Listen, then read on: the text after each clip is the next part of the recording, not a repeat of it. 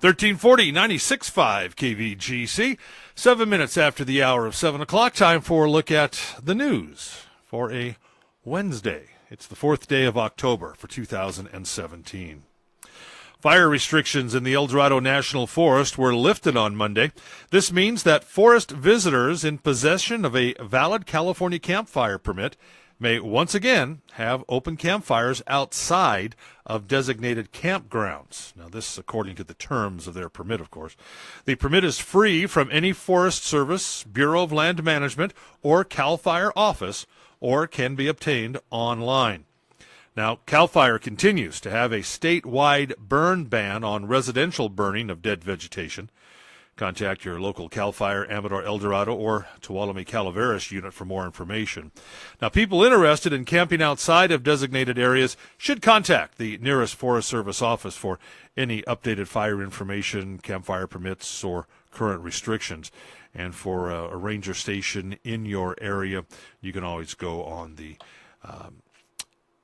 El Dorado Forest website. Well, the Ione City Council has approved adding an additional officer to the city's police department. The position funded from money negotiated from the state of California, intended to mitigate the impacts of Mule Creek State Prison and its recent expansion. Well, the city will receive $100,000, half of which will pay for the officer this fiscal year, half placed into reserves for next year. Now, any additional funds to keep the position filled will have to be secured through further negotiation with the state.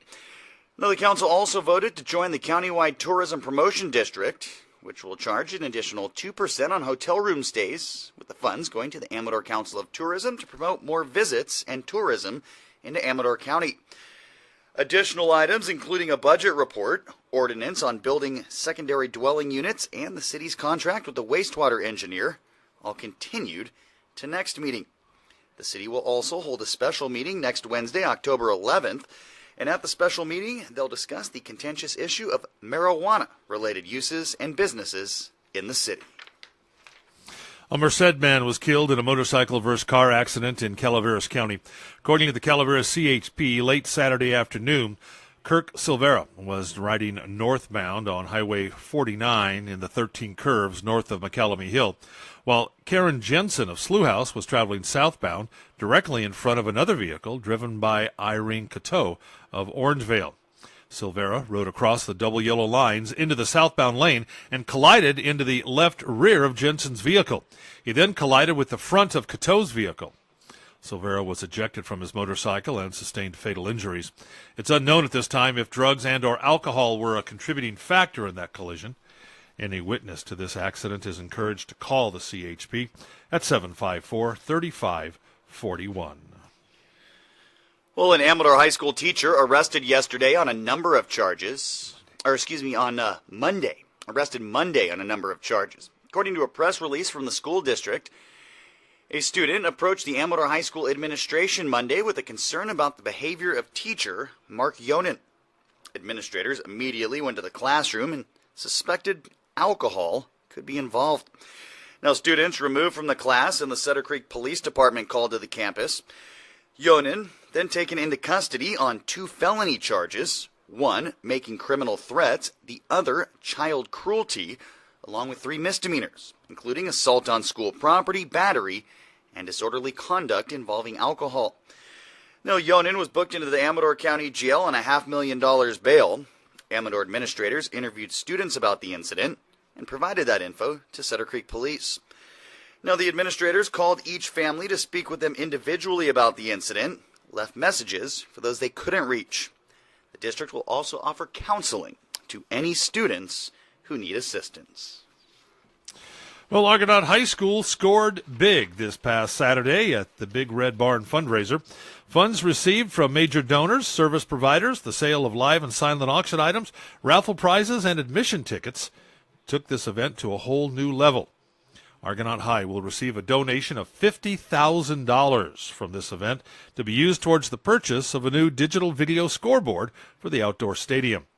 Rancho Arroyo Seco and Newman Minerals, home of the Big Red Barn, has hosted this event for 11 years, and in addition to organizing the event, donates $7,500 to $10,000 in matching funds.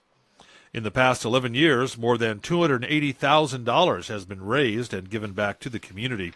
In the past, these funds have been raised for a computer lab at Ione Elementary, replacement gear for Ione Fire Department, a canine for the Ione Police Department, FFA and Little League projects, sports uniforms, funds for countywide school band programs, and this year, for the new scoreboard at Argonaut High School. Well, the 11th annual Great Sutter Creek Chili Cook-Off set for this Sunday. The Chili Cook-Off and Car Show, that is. Now, sample chili and salsa. Check out over 100 classic cars, dance to live music. Enjoy some libations, too. Now, prizes are awarded for People's Best Choice Chili.